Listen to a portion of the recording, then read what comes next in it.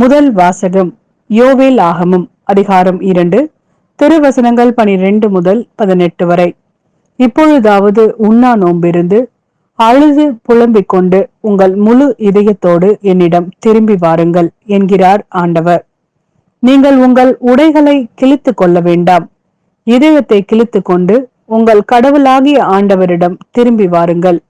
அவர் அருள் நிறைந்தவர், இரக்கம் மிக்கவர், நீடிய பொறுமையுள்ளவர், பேரன்பு மிக்கவர், செய்ய கருதிய தீங்கை குறித்து மனம் மாறுகின்றவர்.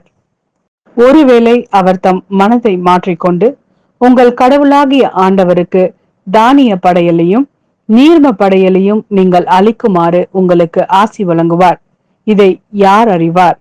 சீயோனில் எக்காலம் ஊதி எச்சரியுங்கள். புனிதமான உண்ணா நோன்புக்கென நாள் குறியுங்கள். வழிபாட்டு பேரணியை திரட்டுங்கள். மக்களை திரண்டு வர செய்யுங்கள். புனித கூட்டத்திற்கு ஏற்பாடு செய்யுங்கள். முதியோரை கூடி வர செய்யுங்கள். பிள்ளைகளையும் பால் குடிக்கும் குழந்தைகளையும் ஒரு சேர கூட்டுங்கள். மணமகன் தன் அறையை விட்டு வெளியேறட்டும்.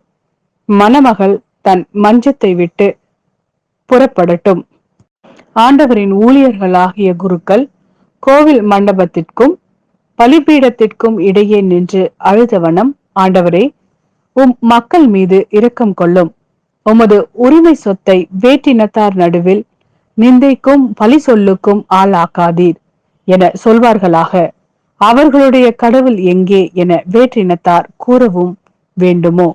அப்பொழுது ஆண்டவர் தம் நாட்டின் மேல் பேரார்வம் கொண்டு தம் மக்கள் மீது கருணை காட்டினார்.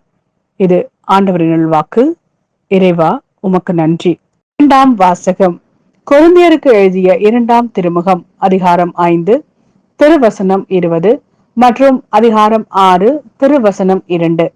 எனவே நாங்கள் கிறிஸ்துவின் தூதுவர்களாய் இருக்கிறோம். கடவுளே எங்கள் வாயிலாக வேண்டுகோள் விடுகிறார்.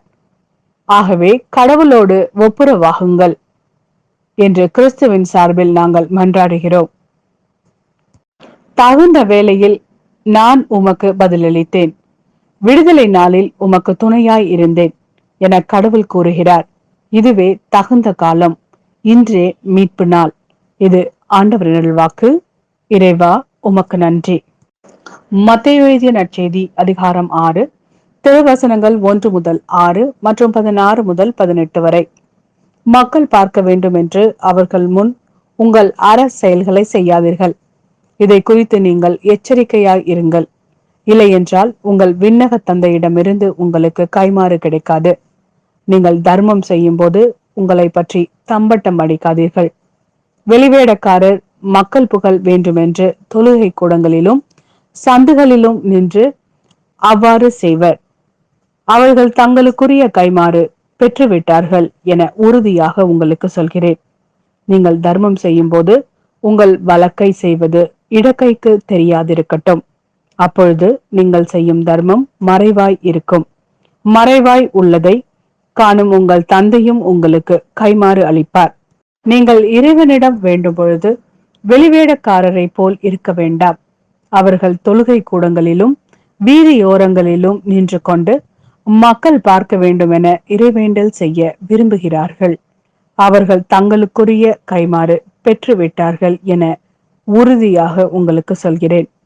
ஆனால் நீங்கள் இறைவனிடம் வேண்டும் பொழுது உங்கள் உள்ளறைக்கு சென்று கதவை அடைத்துக் கொண்டு மறைவாய் உள்ள உங்கள் தந்தையை நோக்கி வேண்டுங்கள். மறைவாய் உள்ளதை காணும் உங்கள் தந்தையும் உங்களுக்கு கைமாறு அளிப்பார். மேலும் நீங்கள் நோன்பு இருக்கும் பொழுது வெளிவேடக்காரரை போல முக வாட்டமாய் இருக்க வேண்டாம். தாங்கள் நோன்பு இருப்பதை மக்கள் பார்க்க வேண்டுமென்றே அவர்கள் தங்கள் முகத்தை விகாரப்படுத்திக் கொள்கிறார்கள். அவர்கள் தங்களுக்குரிய கைமாறு பெற்றுவிட்டார்கள் என உறுதியாக உங்களுக்கு சொல்கிறேன். நீங்கள் நோன்பு இருக்கும் போது உங்கள் தலையில் எண்ணெய் தேய்த்து முகத்தை கழுவுங்கள். அப்பொழுது நீங்கள் நோன்பு இருப்பது மனிதருக்கு தெரியாது. மாறாக மறைவாய் இருக்கிற உங்கள் தந்தைக்கு மட்டும் தெரியும். மறைவாய் உள்ளதை காணும் உங்கள் தந்தையும் உங்களுக்கு ஏற்ற கைமாறு அளிப்பார்.